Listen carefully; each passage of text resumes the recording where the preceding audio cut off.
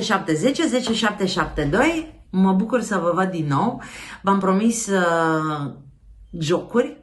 Jocurile Mirele este un capitol nou în viața mea pentru că sunt jocuri inventate de mine, inventate în momente de pauză, în momente în care eram cu copilul meu sau cu alți copii și trebuia să găsesc ceva acum, aici, care să le facă lor viața mai simplă și mai ușoară. Așadar, dragilor, astăzi vă propun jocul, se numește Recunoaște sunetul în bucătărie, în timp ce voi pregătiți mâncarea sau tăiați legumele sau faceți ordine în sertare și copilul e pe lângă voi și strigă: mama, vreau să ne jucăm, tata, vreau să ne jucăm. Propuneți un joc chiar acolo. Pentru cei care nu știu, copiii joacă mai des decât cer mâncare. Cer să se joace mai des decât cer ciocolată, dacă vă vine să credeți.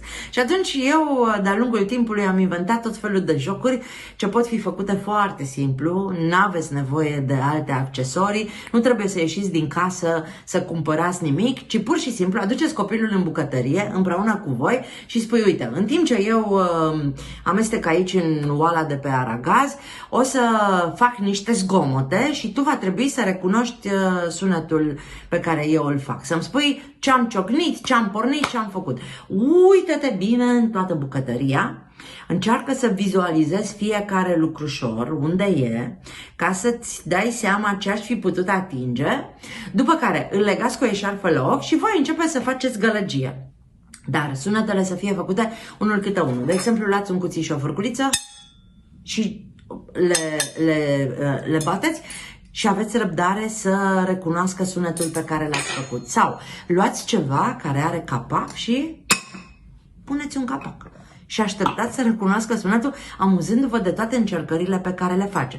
Sau pur și simplu loviți un pahar de o cană. Sau dați drumul la robinet. Sau puteți să transferați apă.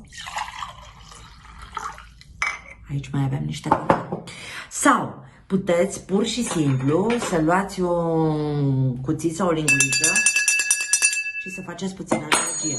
Puteți să deschideți ușa de la frigider, puteți să luați ouă și să bateți ouăle ca și cum faceți omleta, puteți să faceți ce sunete vreți voi. Pentru el este foarte important că îi dați atenție, că sunteți împreună.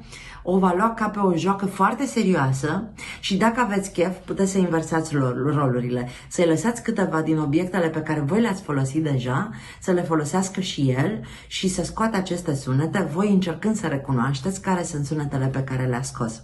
Sper să vă fie de ajutor joculețul meu, să vă facă viața mai ușoară în casă cu copiii voștri, să puteți să vă faceți treaba în bucătărie și în același timp să-i dați sentimentul că vă și jucați.